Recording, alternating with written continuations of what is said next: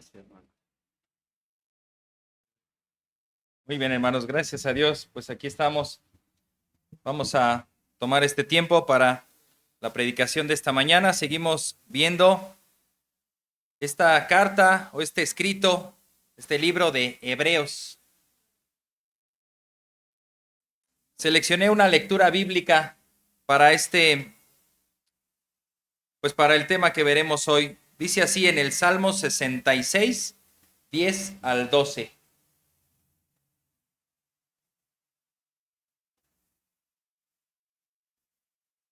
Creo que hay un ruidito ahí medio extraño, pero bueno, ahorita vemos. El otro micrófono, excelente. Salmo 66, 10 al 12. Vemos este salmo y vamos a leer a continuación. Porque tú nos has probado, oh Dios, nos has refinado como se refina a la plata. Nos metiste en la red, carga pesada pusiste sobre nuestros lomos. Hiciste cabalgar hombres sobre nuestras cabezas. Pasamos por el fuego y por el agua, pero tú nos sacaste a un lugar de abundancia. El título de este sermón es La fe a pesar de la prueba. Veremos Hebreos 11, del 17 al 19. Y bueno, vamos a orar. Pongamos en manos del Señor este tiempo. Padre bendito, te agradecemos porque estamos hoy aquí, Señor, porque podemos escuchar tu palabra, porque la tenemos en nuestras manos, porque tú nos la has dejado. Y Señor, deseamos estudiarla, deseamos comprenderla, deseamos que cambien radicalmente nuestras vidas para tu gloria, para agradarte a ti y para vivir como esos hombres que vivieron con fe, caminando contigo, caminando hacia ti, hasta que en su momento se encontraron cara a cara contigo. Eso deseamos hacer nosotros, Señor. Caminar desde hoy contigo, tomados de tu mano, y Padre, que nos lleves pues hasta tu santa morada en el día que tú lo consideres. Gracias, Padre. Gracias por estos ejemplos que también has dejado en tu palabra. Permítenos aprender, absorberlos para nosotros mismos, evitar también las equivocaciones que ellos tuvieron y aprender por las buenas, Señor. En el nombre de Cristo Jesús. Amén. Bueno, dice ahí nuestro texto en Hebreos capítulo 11, versículos 17 al 19. Hemos dividido este sermón en dos puntos. El primer punto del versículo 17 solamente y el segundo punto, versículos 18 y 19. Vamos a leerlo de corrido y ya entraremos en estos puntos. Dice así: por la fe, Abraham, cuando fue probado, ofreció a Isaac, y el que había recibido las promesas ofrecía a su único hijo. Fue a él a quien se le dijo: en Isaac te será llamada descendencia. Él consideró que Dios era poderoso para levantar aún de entre los muertos, de donde también en sentido figurado lo volvió a recibir. Estuve pensando mucho en una introducción y no encontré una ilustración pues tan precisa. Quería encontrar y bueno, se me vino a la mente una historia que me contaron, pero no encontré ni ese fundamento ni tanta validación para esa historia. Lo único que les puedo contar es que lo que me contaron a mí, que un misionero estaba en la India y vio, pues ustedes saben, en la India hay muchos dioses, hay muchos cultos y cada región también parece un país diferente, tantos idiomas. Y bueno, estaba una mujer y toda la aldea estaba con necesidad, hambre, falta de materiales, falta de agua, falta de lluvia, escasez por todas partes. Y esta mujer tenía dos hijos. El mayor tenía una discapacidad, al parecer una discapacidad mental, parálisis cerebral, etcétera. Y el menor totalmente sano. Y este misionero se enteró que esta mujer había ofrecido a uno de sus hijos pues a uno de sus dioses para que les concediera que la sequía terminara y que tuvieran alimento. ¿A cuál de los dos hijos creen que ofreció?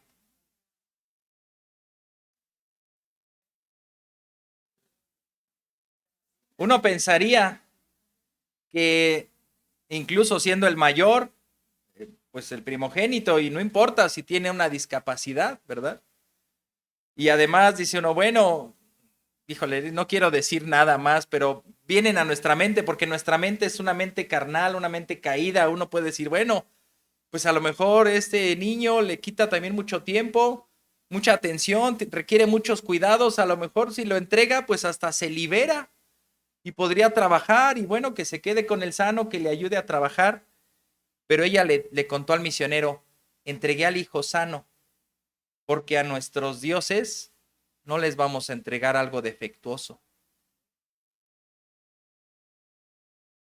En este caso vemos una de las pruebas más impresionantes a lo largo de toda la Biblia. La prueba que se le puso a Abraham, que está en Génesis 22, al ratito vamos a leer todo el capítulo. Pero vemos en nuestro texto, regresando un poquito otra vez al versículo 17, que dice, por la fe, y noten cómo casi todo el capítulo en Hebreos, casi cada versículo, el capítulo 11, va a comenzar con estas palabras, por la fe. Por la fe, Abel ofreció a Dios. Por la fe, Noé, versículos 4 y versículo 7, cité ahora. Versículo 9, por la fe habitó como extranjero. 11, por la fe, Sara. 17, por la fe, Abraham. Y va a seguir el 20, por la fe, Isaac. 21, por la fe, Jacob. 22, por la fe, José. 23, por la fe, Moisés. 27, por la fe, Moisés. Y me salté el 24, también dice lo mismo. 28, por la fe. 30, por la fe. 31, por la fe. Es a causa de la fe que estos hombres están actuando. ¿Qué es lo que hizo Abraham? Y vamos a partir este bosquejo en esos dos puntos. Número uno, la fe ofrece sacrificios. La fe ofrece sacrificios y ya lo hemos visto. Dice el versículo 17, por la fe Abraham, cuando fue probado, notemos cómo tiene el hebreo tiende a decir una frase y luego a dar su conclusión. Después quiere decir exactamente lo mismo, pero cambia las palabras y a veces añade contexto y sigue diciendo. Dice aquí, por la fe Abraham, cuando fue probado, conclusión, ofreció a Isaac. Misma oración, eso se llama un paralelismo, con otro sentido, con otras palabras y añadiendo contexto, dice, podríamos añadir otra vez, por la fe Abraham, el que había recibido las promesas, eso señala y apunta a Abraham. En primer lugar, recibió prueba, fue probado, pero ahora dice que también recibió promesas. Conclusión, la misma, ofreció. En la primera parte se dice ofreció a Isaac, podemos decir, ¿y quién es ese? Su empleado, su esclavo, un conocido, su enemigo, su prisionero. En la segunda frase nos da contexto. Ofreció a su único hijo. Lo que hemos visto de estos héroes en la fe es que ofrecieron sacrificios. En especial podemos tomar el ejemplo de Abel, quien ofreció sacrificio agradable a Dios. ¿Qué ofreció Abel? ¿A su hermano Caín? ¿A su hijo? No sabemos si llegó a tener hijos. Algunas narrativas y pinturas lo ponen como un muchacho. ¿Qué ofreció? Ofreció un cordero, lo mejor de su rebaño. Él ofreció un sacrificio agradable a Dios porque era lo que Dios había pedido y porque él mismo le era agradable a Dios. Por lo tanto, él se está ofreciendo a Dios y está ofreciendo lo que Dios ha pedido. Noé, ¿recuerdan a Noé? También ofreció sacrificios. ¿Cuándo? Cuando descendió del arca, ¿verdad? ¿Y qué ofreció? Los cadáveres muertos de los animales que fueron arrasados por el diluvio. Eso también a mí me sorprende, ¿verdad? Oye, se libraron del diluvio. Uf, ya la libramos. Bájense todos del arca y tú vengan para acá. Nos van a dar un reconocimiento. Sí, van a ser ofrecidos en sacrificio a Dios. Pero si precisamente el arca era para salvarnos de la muerte y ahora nos vas a entregar a la muerte, sí. Claro, de los animales puros, limpios, se subieron 7 parejas. Entonces, bueno, iba a seguir subsistiendo la especie. Si no, decíamos, se acabó la especie, ¿no? No era ese el caso. Él ofreció sacrificios de estos animales y fueron agradables a Dios. Dios recibió este aroma como agradable. Ahora, ¿qué es ofrecer? Tenemos en la mente que ofrecer es, y quizá hasta yo me lo imagino, ya sea con una charola, llevar una charola, como cuando alguien atiende a sus invitados, les voy a ofrecer pues lo que tengo, ¿no? Y llegas con una charola, frijoles o arroz. Los dos, pues sale, ¿no? Dulce o salado. Uno ofrece incluso pensando que el que tiene la autoridad de tomar, va a tomar lo que le agrade. Ahora, en este caso, cuando se nos hace un pedido especial, supongamos cuando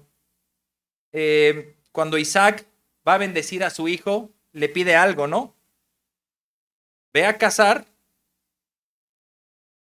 tráeme ese cabrito, lo preparas como tú sabes y me traes esta comida bien hecha como a mí me gusta y te voy a bendecir. Y llega el suplantador, ¿verdad? Y le ofrece lo que pidió. Lo degustó y dijo, te quedó muy bueno, como a mí me gusta. Hay una petición especial de parte de Dios. Dios pide, por lo tanto, los hombres ofrecemos.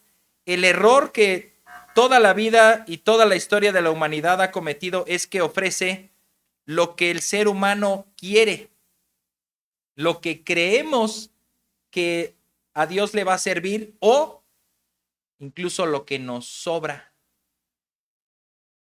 A nuestros invitados, a nuestros huéspedes de honor, les ofrecemos lo que nos sobra. Dicen que el refrigerador es el basurero más grande de nuestra casa, porque ay, esto ya nadie se lo comió, vamos a guardarlo. ¿Para qué? Pues para tirarlo cuando ya esté todo enmohecido y huela feo, pero está en un topper, ¿no? Pero apenas lo sacas, ni lo abras, casi hasta dan ganas de tirar con todo el topper, ¿no? Pero se arma ahí un conflicto conyugal por tirar el topper. Pero guardamos cosas, ¿a poco te llegan unos invitados que no esperabas? Pásenle, vamos a ver qué hay en el refri, ¿no? Comida alemana. ¿Cuál es esa? Sí, lo que quedó de la semana. Y sacas, y entonces puedes ofrecer, ¿qué quieres? ¿Mo? ¿Bacterias? ¿Pudrición? No, ¿verdad? No ofrecemos lo que nos sobró, lo que se nos va a echar a perder. ¿Y a Dios? ¿A Dios? ¿Qué le ofrecemos? ¿Qué le damos? Ofrecer significa llevar delante de. Principalmente se usa en el ámbito de culto, en el ámbito religioso. Nosotros, por supuesto, lo veremos en este contexto. Las culturas paganas, otros dioses también han ofrecido tantas cosas. ¿Y saben qué me llamó también la atención?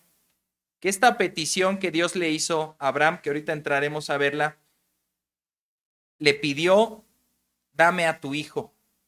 Ofrece a tu hijo en holocausto. Un holocausto, la palabra literal significa quemado por completo.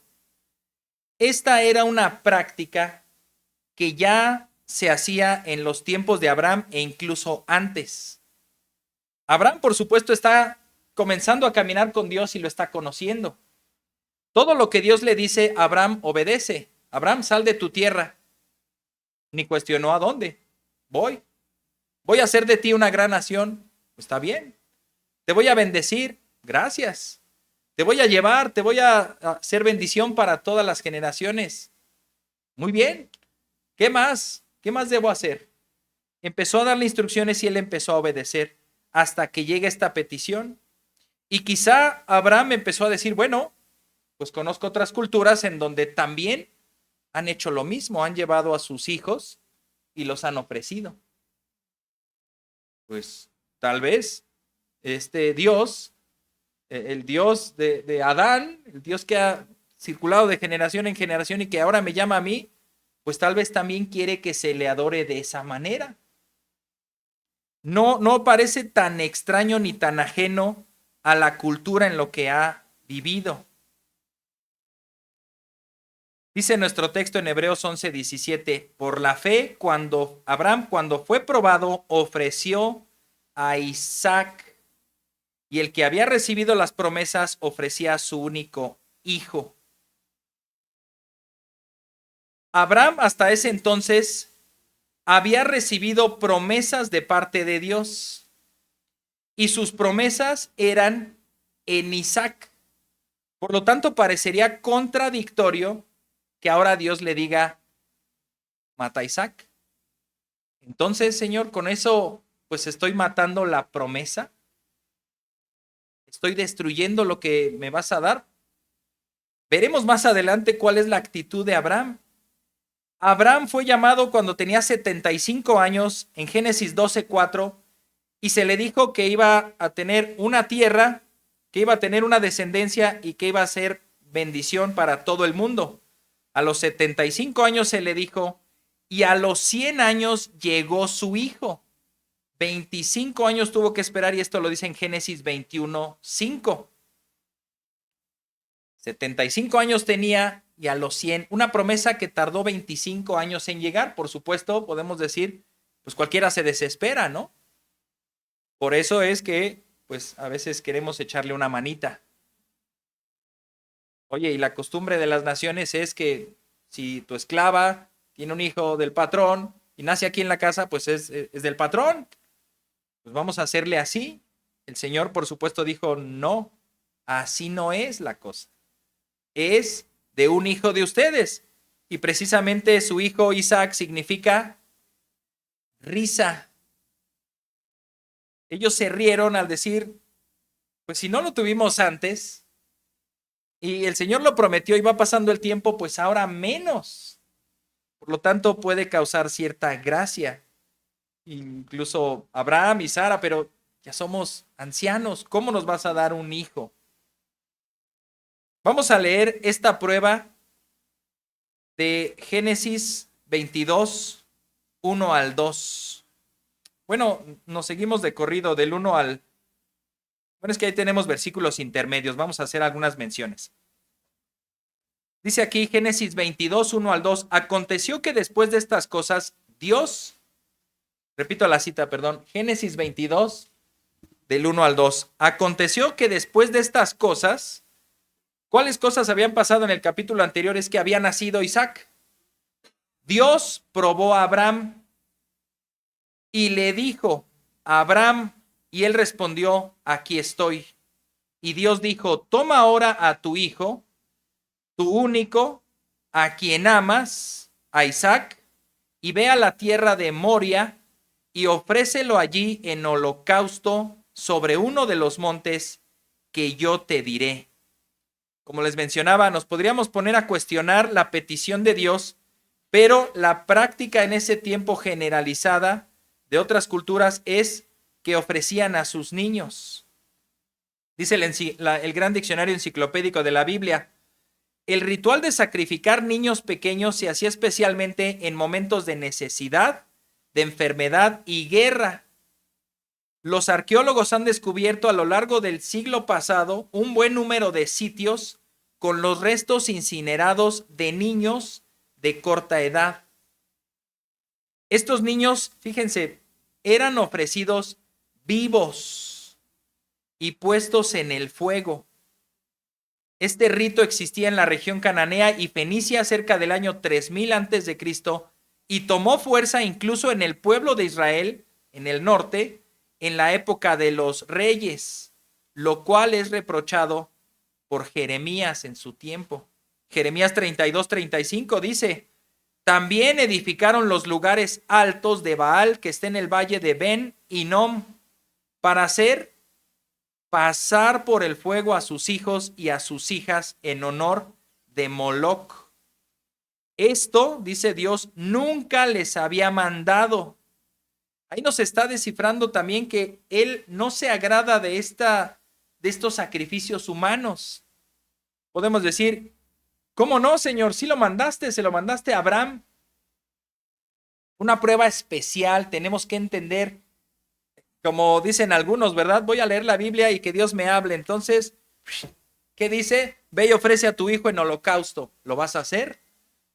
A veces dan ganas, ¿verdad? Pero no, contrólense, hermanos, contrólense. Oren por ellos mejor. No vamos a hacer eso porque fue una prueba específica. Dios nunca les había mandado, dice, ni me pasó por la mente que ellos cometieran tal abominación. Uno de los reyes más malvados y famoso por ser malvado fue Manasés.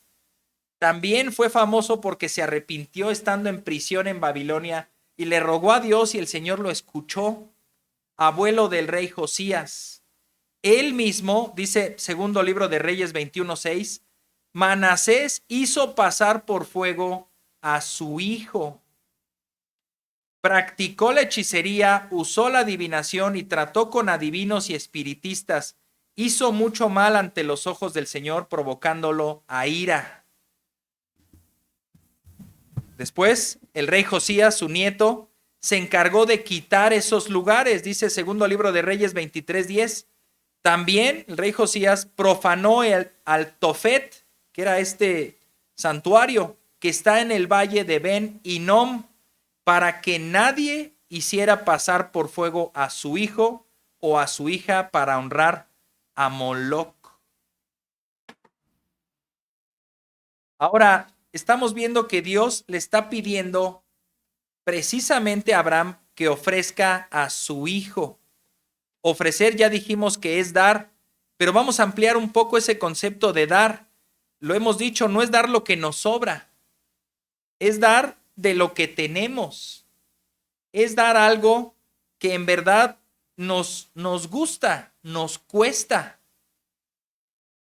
Por ejemplo, la práctica del Antiguo Testamento también es así, puesta en la ley del Señor, es acerca de las primicias, tanto de la cosecha, de los animales, y ahí sí, de los hijos. Pero vamos a ver a qué se refiere.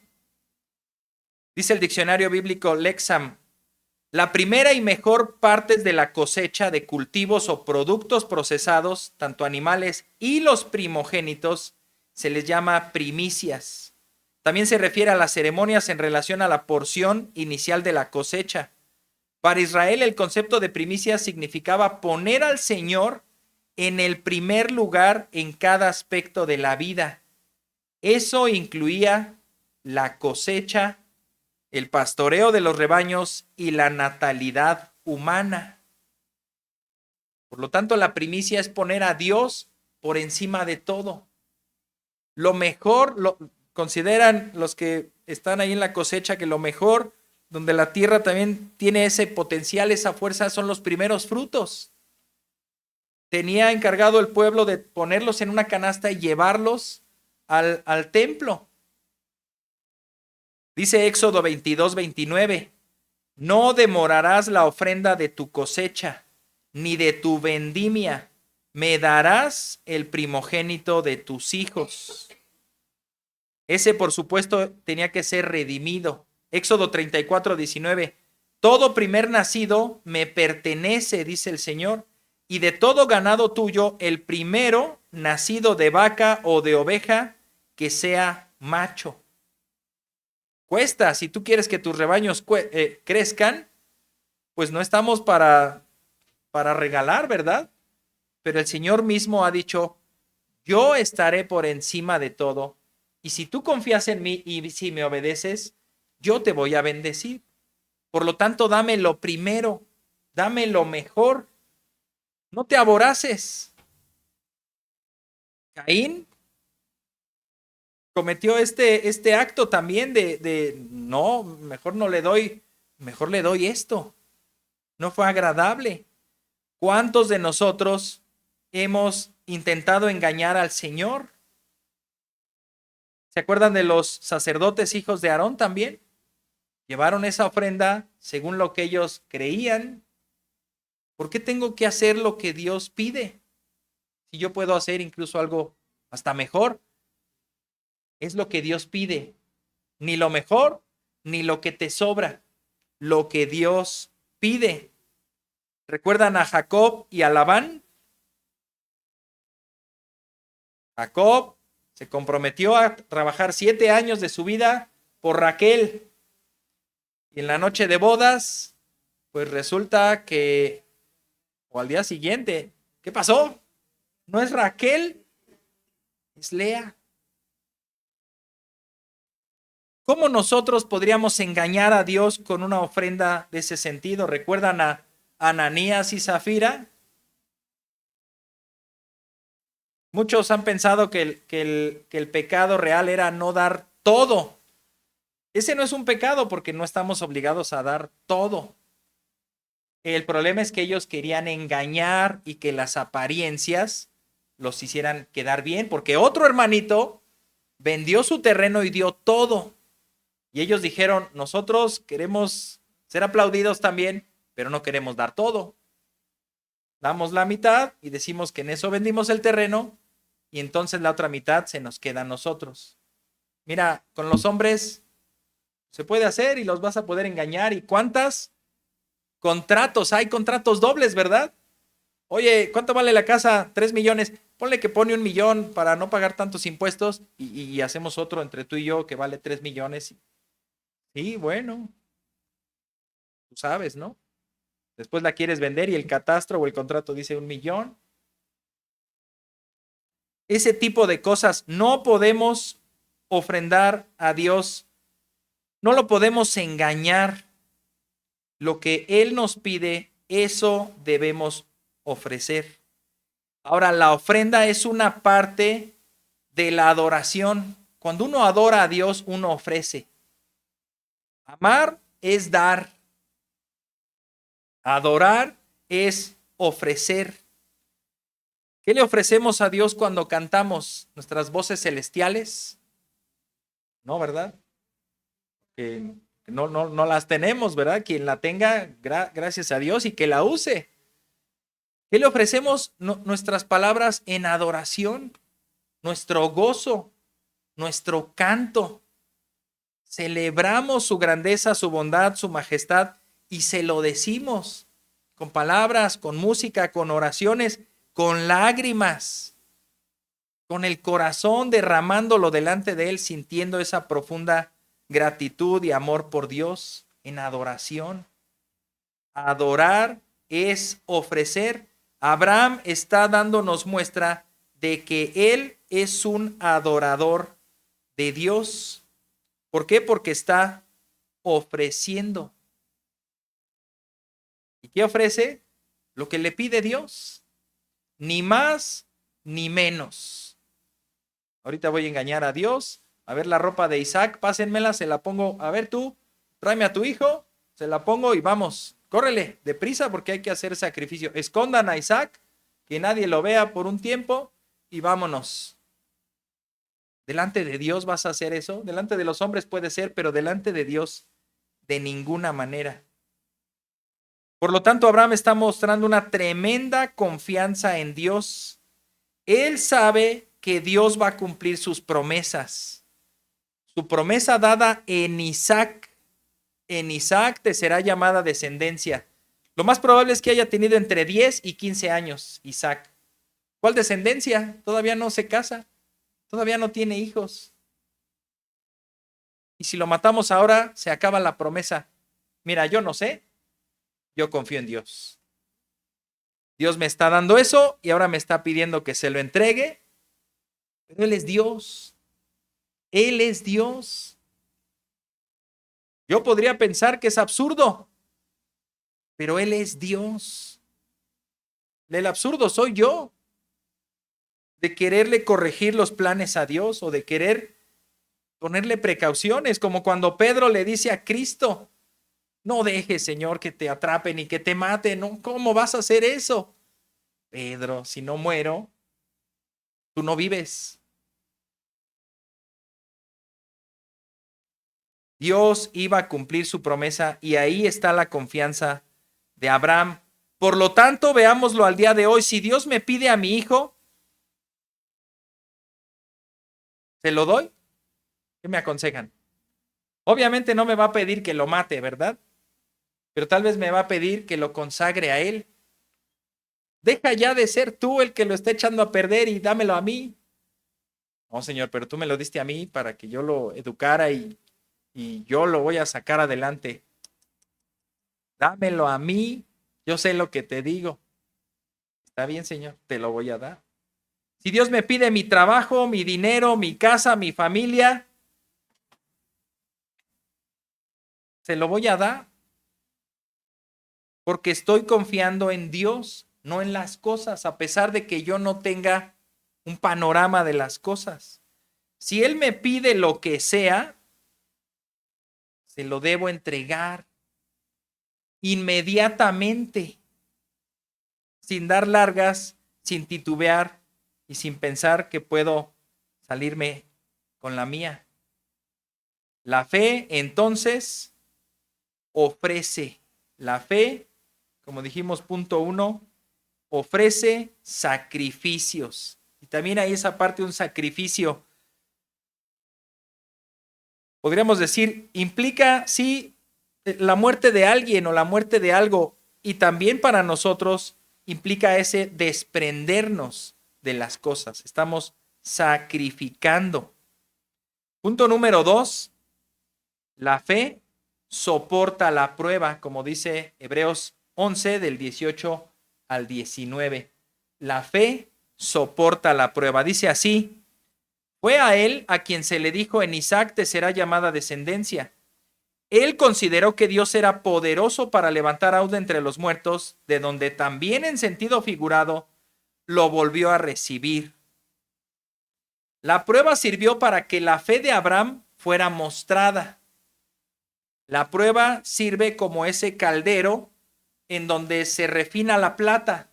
Se pone la plata, se pone a una gran temperatura y se muestra si es pura o si tiene impurezas. Y las impurezas van saliendo y la plata queda refinada. Dios le había dicho que le iba a conceder las promesas en Isaac, pero si ahora Isaac va a morir, ¿de qué manera puede Dios cumplir su promesa? Esta es la tremenda confianza de Abraham en Dios. Vamos a leer otra vez Génesis 22, pero ahora del 1 al 10 y notemos la respuesta de Abraham a la petición de Dios. Génesis 22 del 1 al 10. Aconteció que después de estas cosas, Dios probó a Abraham y le dijo: Abraham, y él respondió, ¿qué respondió? Aquí estoy. ¿Qué respondió Adán cuando Dios lo llamó? Más bien no hubo respuesta, ¿no? Adán. Ruc, ruc, ruc, los grillitos, ¿no? Adán, ya sé, ya estás atrás del árbol, ya te vi. Es que tuve miedo. Dios le llama a Abraham y sale inmediatamente: aquí estoy, Señor, aquí estoy. Versículo 2, y Dios dijo: toma ahora a tu hijo, tu único, a quien amas, para que no haya diferencia, porque pudo haber dicho, bueno, ahí está Ismael, ¿no? Él dijo: mi hijo, ahí está. No, a tu único, a tu descendiente de Sara y tú, a quien amas, a Isaac, por si no quedó claro, y ve a la tierra de Moria y ofrécelo allí en holocausto sobre uno de los montes que yo te diré. Respuesta de Abraham. Abraham se levantó muy de mañana, aparejó su asno y tomó con él a 2 de sus criados y a su hijo Isaac. ¿Verdad que esta respuesta nos desconcierta un poco, no? Te están pidiendo que entregues a tu propio hijo y pareciera que Abraham hasta se apresura a hacerlo. Pero lo ha dejado muy claro, él lo ama, es su único, su heredero. Pero se levantó muy de mañana, preparó su asno, avisó a sus criados, tomó a su hijo, dice ahí, también partió leña para el holocausto y se levantó y fue como Jonás, ¿verdad? Al lado contrario. Fue al lugar que Dios le había dicho. Por lo visto era un lugar lejano, porque dice el versículo 4, al tercer día alzó Abraham los ojos y vio el lugar de lejos. Versículo 5, entonces Abraham dijo a sus criados, quédense aquí con el asno, yo y el muchacho iremos hasta allá, adoraremos y volveremos a ustedes. Yo siento que ahí pues no quería dar más explicaciones a Abraham, ¿verdad? Para que también la gente no estuviera ahí en su contra. Señor, va a matar a su hijo. No, no, señor, ¿cómo va a ser esto? Ya, déjenme en paz, ya. No le estoy pensando, déjenme actuar con mi fe y no me estén ustedes recordando. Tal vez a ellos se les iba a partir el corazón y llorar y estar ahí todo el camino. Y bueno, ya de por sí está partido mi corazón y todavía ustedes ahí no les contó. Vamos a ir con el muchacho, adoraremos, espérenos aquí, tranquilos. Sí, señor, vaya. Versículo 6.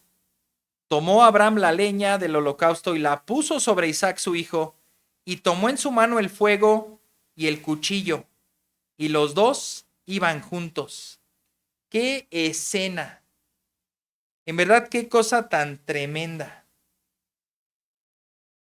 Tal vez en una leída rápida no nos damos cuenta de que pasaron 3 días. Dios le pidió a Abraham, entonces él fue, llegó, subamos y listo. ¡Ah, espérate! Pero pasaron 3 días. ¿Cuántos días o cuántas horas se necesita que tú tengas una angustia para que realmente sea pesada? ¿Has pasado una noche en angustia? 2, 3 semanas. No se le desea a nadie, ¿verdad? Pues él estaba caminando básicamente con un muerto. Dios ya lo pidió y si Dios no ha cambiado de opinión en todo este tiempo que llevo de caminar con él, no va a cambiar de opinión. Él lo pidió y se lo voy a dar. Y traigo el cuchillo, no voy a decir, ay, se me olvidó el cuchillo. Traigo el cuchillo, traigo la leña y traigo al muchacho. Qué escena en verdad tan desgarradora. De un hombre anciano que su único hijo, a quien ama, y se le da ahora la orden, tú mismo mátalo. ¿Confías en mí? ¿Me amas a mí? Pues entrega a tu hijo. De Sara no se dice, probablemente tampoco le dijo nada. Vamos a ir a adorar. Imagínense, Sara ahí prensada del pie de Isaac todos los 3 días de camino, ¿no? Tremendo. Versículo 7, Isaac habló a su padre Abraham. Qué palabras en verdad rompen el corazón. Padre mío, aquí estoy, hijo mío. Aquí está el fuego y la leña. Pero ¿dónde está el cordero para el holocausto?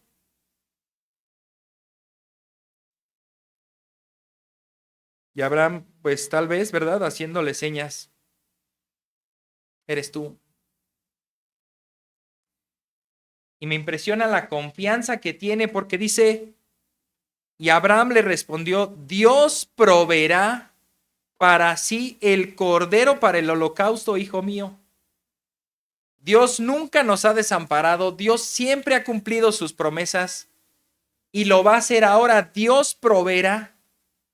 Esa es la confianza de Abraham. Y los dos seguían caminando juntos. Llegaron al lugar que Dios le había dicho y Abraham edificó allí el altar, arregló la leña, ató a su hijo. Otra vez, qué escena. Papá, ¿por qué me amarras? Pues Dios ya proveyó el sacrificio, hijo. Y eres tú. Algunos piensan en esa escena que incluso el mismo Isaac, que tal vez tuvieron un diálogo. Mira, no traje cordero porque Dios me pidió que te ofreciera a ti. Está bien, papá, haz lo que Dios te diga. Vemos también la tremenda fe de Isaac. Gracias.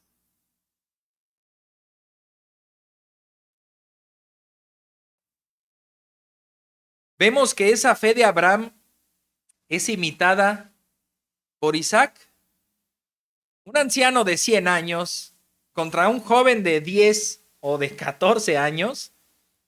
No veo ahí la manera de ven acá, forcejeando para amarrarlo.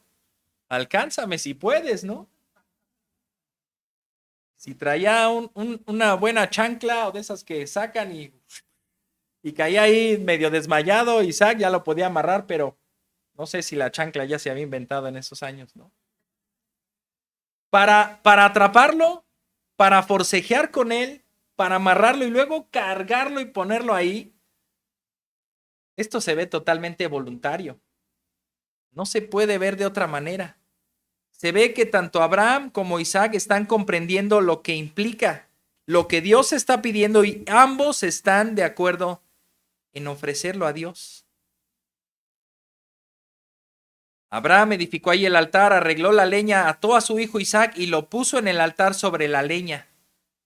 Entonces Abraham extendió su mano y tomó el cuchillo para sacrificar a su hijo. Abraham, haciendo un recuento de esto, por lo menos ya llevaba cerca de 40 años caminando en fe delante de Dios. Y cada vez lo conoce más, por lo tanto, cada vez confía más en Dios. Han atravesado tantas cosas.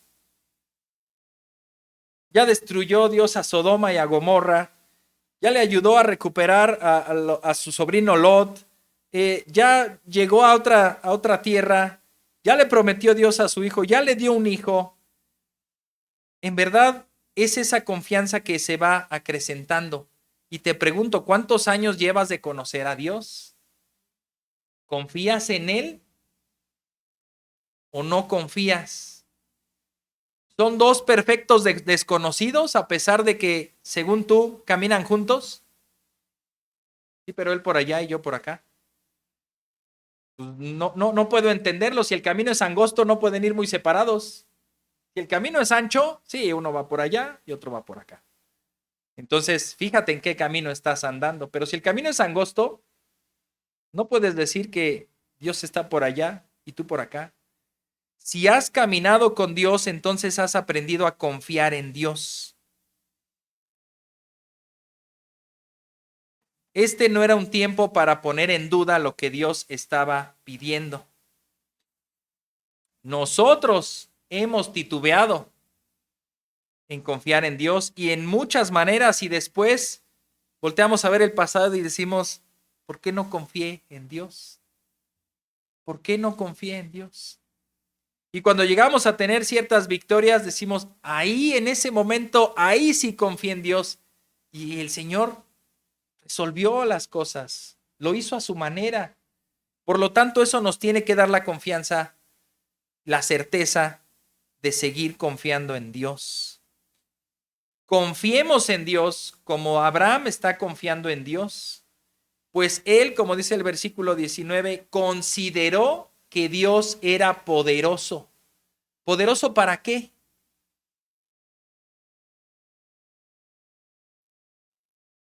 En el contexto, pues para darle nueva vida. Es lo que algunos comentaristas dicen. Abraham está creyendo en la doctrina de la resurrección mucho antes de que fuera revelada. Mira, yo no sé. Me pidió matar a mi hijo, pues lo voy a hacer, pero la promesa se va a tener que cumplir, así que lo va a tener que resucitar o levantar o algo va a hacer Dios. Pero esto va a suceder y voy a cumplir lo que Él me está diciendo. Segunda sección de esta prueba, versículos 11 al 19, o la conclusión, dice el versículo 11, pero el ángel del Señor lo llamó desde el cielo y dijo, Abraham, Abraham, y él respondió otra vez, aquí estoy. Y el ángel le dijo, tenemos que tomar en cuenta que este ángel que se menciona es Dios mismo. El ángel le dijo, versículo 12, no extiendas tu mano contra el muchacho, ni le hagas nada, porque ahora sé que temes a Dios, ya que no me has rehusado tu hijo, tu único. Este ángel no puede estar hablando a título personal, que si fuera un ángel hablaría el mensaje de Dios. Es Dios mismo que pues está personificado o está presentándose delante de Abraham para hablar con él. No extiendas tu mano contra el muchacho ni le hagas nada, porque ahora sé que temes a Dios. ¿No lo sabía Dios? Lo sabía. El que tal vez no lo sabía era el mismo Abraham, era el mismo Isaac, o éramos todos nosotros. No me has rehusado tu hijo, tu único hijo. Entonces Abraham alzó los ojos y miró y vio un carnero. ¿En qué momento llegó ahí ese carnero? Un carnero detrás de él, trabado por los cuernos en un matorral. Abraham fue, tomó el carnero y lo ofreció en holocausto. Esto es importantísimo. En lugar de su hijo. ¿Ya viste quién entró en la escena? ¿Quién? Ajá. ¿Quién entró en escena? Cristo. ¿Ves al Hijo de Dios ahí en esta escena? Y estamos llamados a ver a lo largo de toda la Biblia que la Biblia es cristocéntrica. Cristo está haciendo una aparición en un símbolo, si queremos, porque propiamente no era el cordero, pero es un simbolismo. No mates a tu hijo, mata al cordero. Esto es lo más hermoso de la historia, por increíble que parezca. Ve la reconciliación, el padre el hijo bajándose del altar, desamarrándolo, abrazándose, pero hay sangre todavía. Hay olor a carne quemada. Hay un gemido o un balido, o sea, así se llama el ruido que hacen las ovejas, un balido de una oveja, de un carnero que está sufriendo, está gritando, pero la escena que nosotros vemos es el padre y el hijo abrazados. Esa escena no puede ser posible sin la escena del cordero, sufriendo, derramando sangre, llorando. Juan el Bautista le llamó así a nuestro Señor Jesucristo en Juan 1:29. Ahí está el Cordero de Dios que quita el pecado del mundo. Seguimos en nuestra lectura en Génesis 22, ahora versículo 14. Abraham llamó a aquel lugar con el nombre, y a ver, díganmelo en hebreo, ustedes que son eruditos del hebreo, por favor, ¿cómo se llama ese lugar en hebreo? Jehová Jireh. Usamos muy comúnmente esa palabra, Jehová Jireh. El Señor proveerá. El Señor proveerá. Vas al refrigerador, ya que hicimos mención de él. Desperdicios, o a lo mejor está vacío. Vas a la cartera, vacía. Vas a la alcancía de los niños, vacía. ¿Y qué decimos? Pues el Señor proveerá, ¿verdad? Porque si no, pues ¿qué vamos a hacer? El Señor proveerá. Es una confianza que todo creyente tiene en el Señor. El Señor proveerá. Y no solamente de las cosas materiales, sino de lo más fundamental, el Señor proveerá salvación. Como se dice hasta hoy, en el monte del Señor se proveerá. Me gustaría saber qué monte fue. ¿Fue el monte de Sión? Ah, es donde, sí es cierto, es en el monte donde después fue construido el templo de Jerusalén. ¿Es verdad? En ese monte el Señor está proveyendo. Versículo 15. El ángel del Señor llamó a Abraham por segunda vez desde el cielo.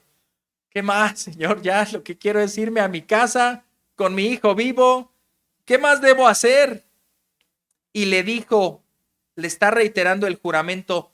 Por mí mismo he jurado, declara el Señor, que por cuanto has hecho esto y no me has rehusado tu hijo, tu único hijo, de cierto te bendeciré grandemente multiplicaré en gran manera tu descendencia como las estrellas del cielo y como la arena en la orilla del mar, y tu descendencia poseerá la puerta de sus enemigos. En tu simiente serán bendecidas todas las naciones de la tierra, porque tú has obedecido mi voz. No puede estar separada la fe de la obediencia.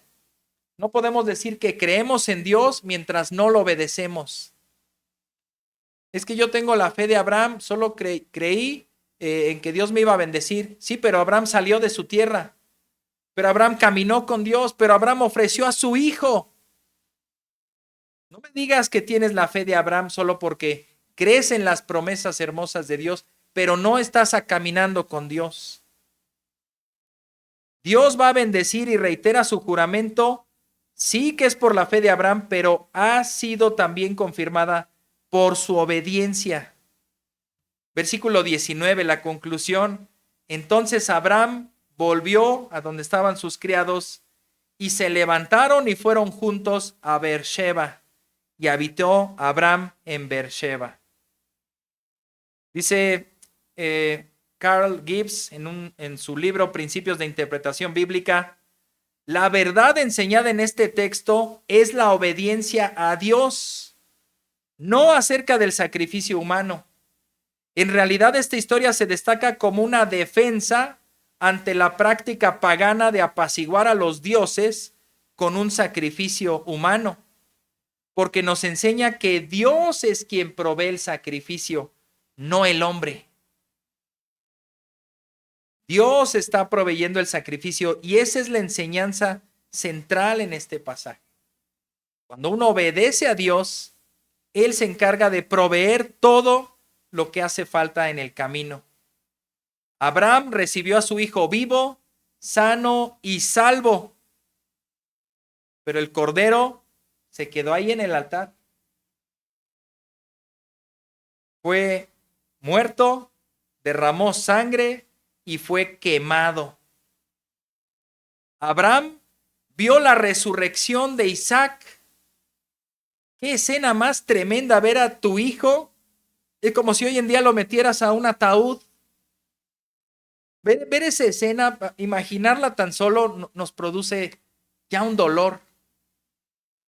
Pues él lo vio en carne propia sobre el altar, amarrado, y bueno, todavía no había prendido el fuego, y con el cuchillo en la mano. Ahora que va caminando con él, yo creo que ni le quitó la vista de encima. Hijo mío, hace un momento estabas en el altar. Tu sangre iba a correr por ese altar. El fuego te iba a consumir, iba a escuchar tus gritos. Pero ahora estás aquí a mi lado. Qué precioso. La resurrección. Estaba muerto y ahora vive. También es una esperanza para todos nosotros con las personas que hemos tenido que despedir, que se han muerto. Y que se han muerto en la fe, como vimos la semana pasada. Tenemos esa certeza de la resurrección por causa de Cristo.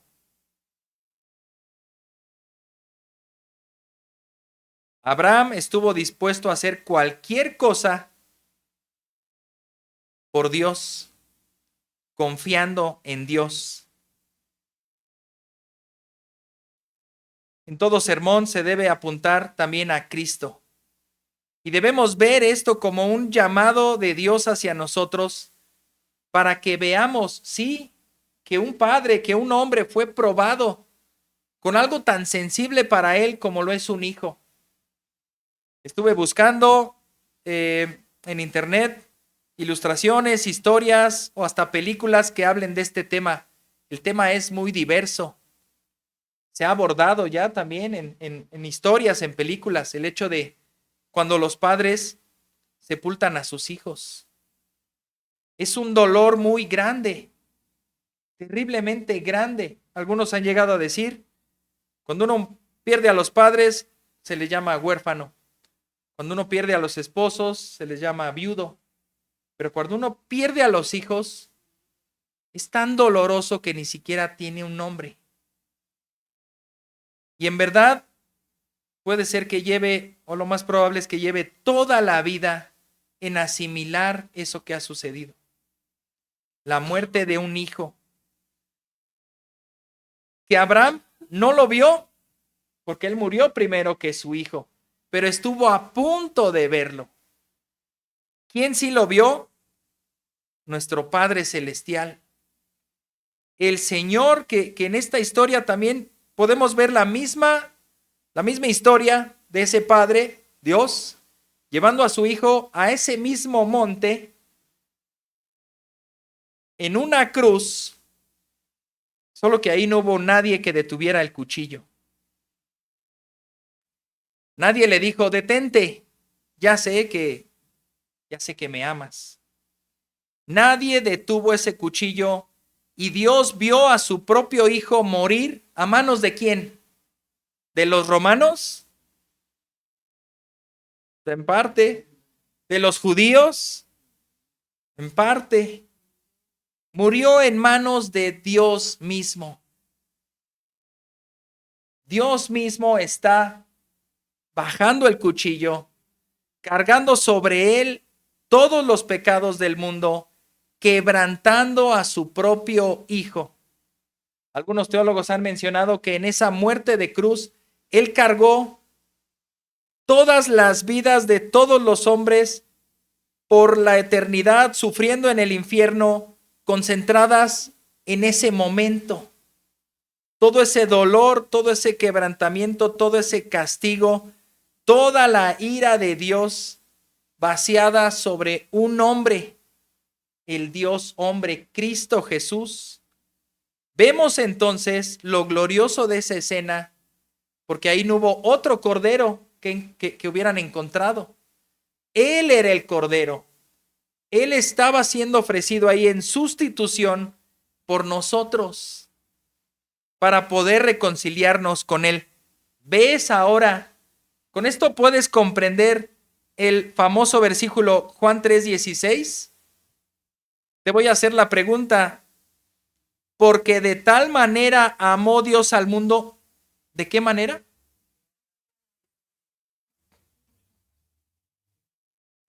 Lo que más amaba a Abraham era su hijo único. Bueno, también tenemos que ver en el contexto. Por supuesto que amaba a su esposa. Y no debemos poner por encima del amor a nuestro cónyuge el amor por los hijos. Es un amor también diferente. Amamos a nuestros hijos. En el sentido de que Abraham estaba viendo a Isaac como esa promesa, ese juramento de Dios, pues él amaba a Dios, amaba a su esposa y amaba ese producto, ese fruto de la promesa y el juramento de Dios. Dios está amando a su hijo. Y lo que los teólogos también han dicho, si Dios, fíjense el concepto al que podemos llegar y tengamos cuidado cuando pensamos más allá de las cosas. Dios no puede amar a ninguna otra cosa más que a sí mismo. Dios no puede amar a ninguna otra cosa más que a sí mismo.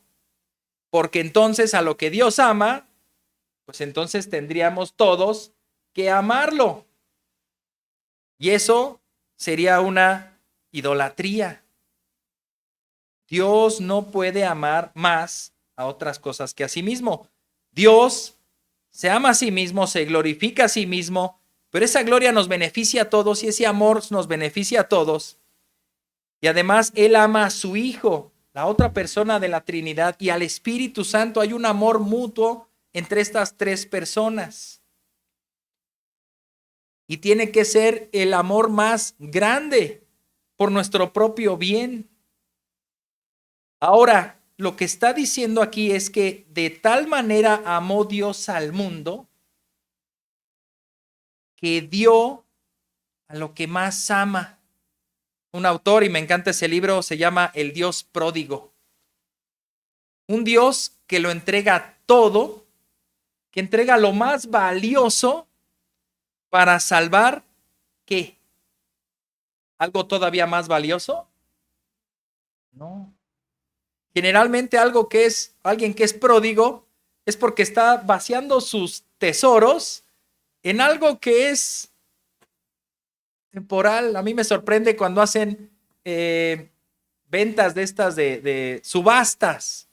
Se van a subastar los tenis apestosos de tal futbolista que jugó hace tantos años, pero como fue el campeón, ahí están sus tenis que hasta se paran solos y millones de dólares por esos tenis, ¿no? No los vale. Alguien está vaciando su fortuna, entregando una fortuna por un par de tenis, por una pintura, por una reliquia de no sé qué. Eso es ser pródigo. Dios está siendo pródigo en entregar ese tesoro tan valioso para salvar nada más y nada menos que a ti y a mí. Pecadores.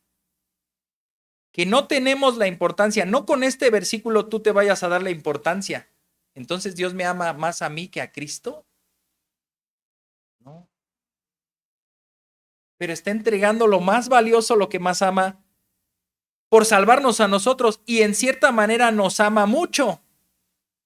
Nos ama demasiado que ha dado a su Hijo unigénito, para que todo aquel que en él cree no se pierda, sino tenga vida eterna. Imagina la escena y volvemos a ver a Abraham. Si le hubieran preguntado, Abraham, está tu hijo y encontraste un cordero, solo puedes salvar una vida. ¿Cuál vas a salvar? Creo que eso ni se pregunta, ¿verdad? Sin lugar a dudas, a su hijo. Y cuando se le preguntó a Dios, está tu hijo en la cruz y está el mundo lleno de pecadores. ¿A quién vas a salvar? Dice el Salmo 22:1. Dios mío, ¿por qué me has abandonado? ¿Por qué estás tan lejos de mi salvación y de las palabras de mi clamor? Ahí está, la suerte está echada, como dice el dicho. Dios está eligiendo a quién va a salvar. ¿A su hijo? No. A su hijo lo va a quebrantar. Desamparó a su propio hijo, dejó caer el cuchillo sobre él para darme vida a mí. Pero ¿sabes qué? Él debió enterrar el cuchillo sobre mí, no sobre su hijo. Su hijo es santo, yo soy un pecador. Su hijo es puro, su hijo lo ama, yo no. O no tanto como él lo demanda. Mis pecados me hacen culpable. Yo debí morir en ese altar o en esa cruz. Y sin embargo, Dios está eligiendo que muera su hijo para que pueda vivir yo. ¿No te parece esto hermoso? Por lo tanto, te hacemos un llamado a que vengas a Cristo sin tardar, sin demorar, sin dudarlo más. Ven a Cristo y entrégate a Él, confía en Él. Y quita todo estorbo, quita lo que más amas, entrégalo a Él. Lo que te impide seguirlo, lo que te impide amarlo, donde está concentrada tu mente y tu corazón, donde está tu tesoro, ahí está tu corazón. Entrégale tu tesoro a Dios para que tu corazón esté en Dios. Sin lugar a dudas, Él nos probará con muchas cosas, pero eso nos hará bien. Nuestra fe saldrá purificada. Nuestra fe saldrá renovada y estaremos listos para la siguiente prueba. Quizá más dura que la anterior, pero Dios sigue siendo el mismo. Y Él ha provisto, como dice Abraham, en ese monte. Dios proveerá, hijo mío.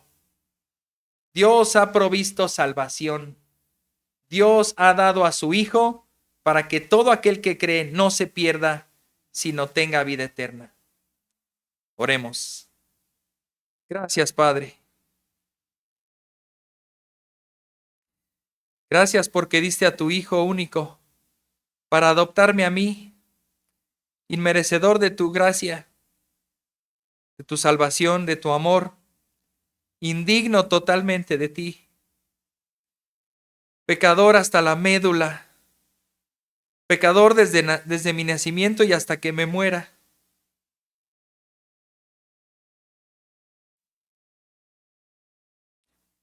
No merecemos este amor, Señor. Ninguno de nosotros lo merece. Pero lo recibimos sabiendo lo que te costó la vida de tu Hijo Cristo, quien te honra, quien te ama, quien te reverenció y lo sigue haciendo, quien te glorifica, quien nunca ha pecado, quien llevó una vida perfecta y quien fue nuestro sustituto. ¿Qué más grande Salvador necesitamos? ¿Qué más poderoso Salvador necesitamos? No hay ningún otro nombre bajo el cielo en el cual podamos ser salvos, sino solamente en nuestro Señor Jesucristo. Ayúdanos a rendirnos delante de ti en adoración, porque este sacrificio cruento, doloroso, tormentoso, es a la vez hermoso, porque nos has salvado a nosotros, Padre. Que tu nombre sea glorificado por siempre y que este sacrificio traiga adoración eterna a tu nombre. Y en verdad, por más que lo pensamos, por más que cavilamos en nuestra mente, no acabamos de comprenderlo y nunca lo lograremos comprender. ¿Por qué mataste a tu Hijo para darnos vida a nosotros? Y eso es lo hermoso del Evangelio. Y Señor, no hay que comprenderlo, hay que aceptarlo, hay que recibirlo, hay que gozar de este sacrificio, de este regalo tan precioso. Te alabamos, bendito Dios, y te queremos ofrecer en gratitud nuestras vidas. No es que te sean de utilidad, no las necesitas, pero lo hacemos porque te pertenecemos. Tu Hijo ha dado su vida por nosotros, ahora nuestra vida te pertenece a ti. Y te la entregamos con gusto, Señor. Que tu nombre sea glorificado en nuestra vida y en nuestra muerte y en todo lo que hagamos en esta tierra. Gracias, bendito Dios y Padre. En el nombre de Cristo Jesús. Amén.